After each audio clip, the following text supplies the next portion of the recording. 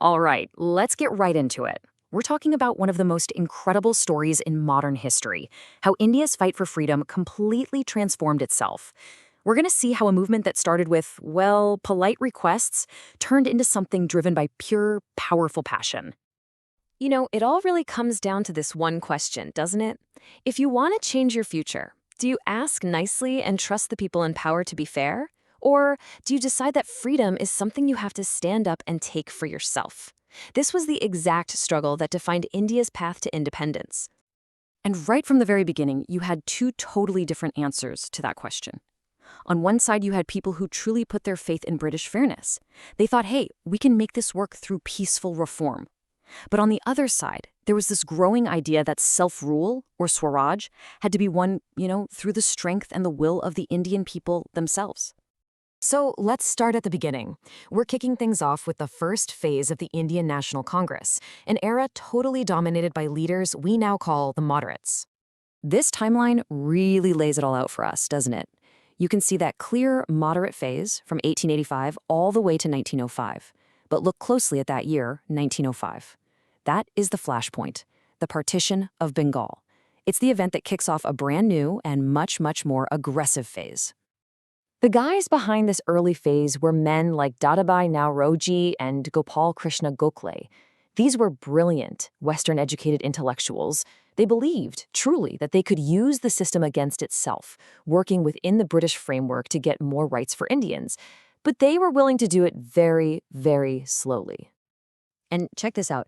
This is basically their entire playbook summed up in 3 words, the 3 Ps. They wrote petitions, they made prayers, which were really just formal appeals to the British government, and they held protests, but always constitutional, always orderly. It was all about playing by the rules. This quote, wow, it tells you everything you need to know. It shows you what they were thinking.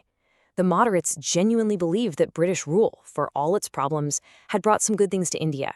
So their goal wasn't to throw the British out, not yet anyway. It was to reform the system from the inside.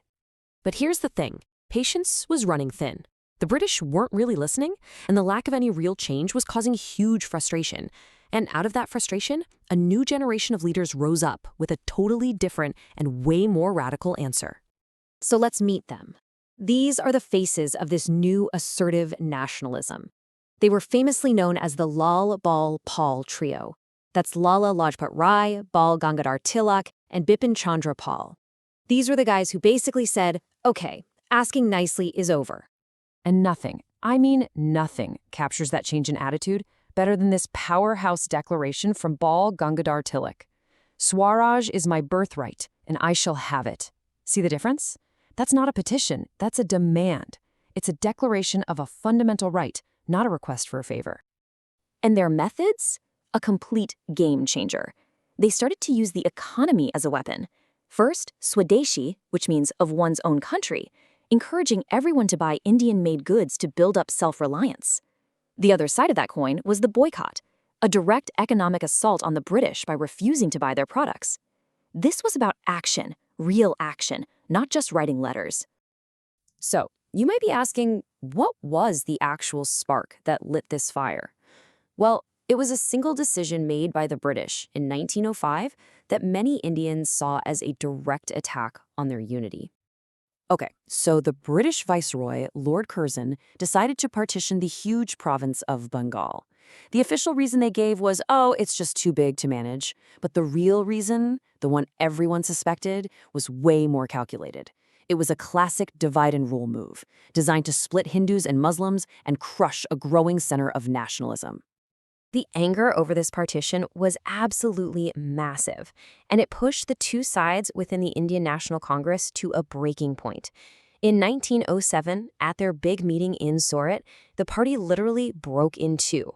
The moderates and the assertives just could not be in the same party anymore. So just as India's own freedom movement was fractured, the entire world was plunged into chaos. World War I kicks off in 1914, and it's going to have a huge, huge impact on India's fight. Over 1 million. Just let that sink in for a second. That's how many Indian soldiers fought for the British Empire in World War I. Indian leaders actually supported the war effort, hoping that this incredible sacrifice would be rewarded with real steps towards self-government. But when the war finally ended, the reforms that were promised, well, they were tiny and a massive disappointment. This feeling of betrayal, this widespread disillusionment, was pretty much the final nail in the coffin for the old moderate idea of trusting British fairness.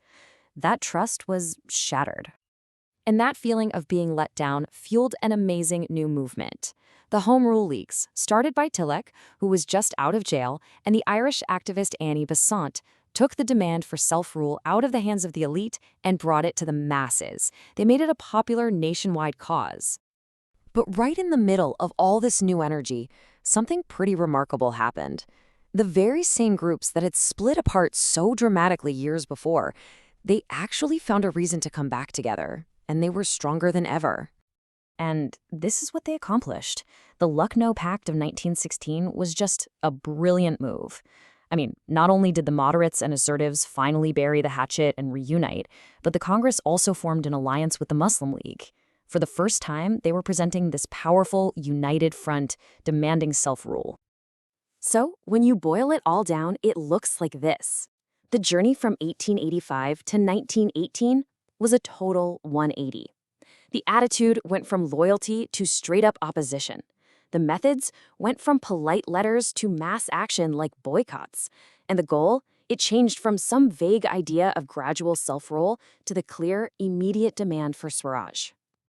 Which really just leaves us with one final thought.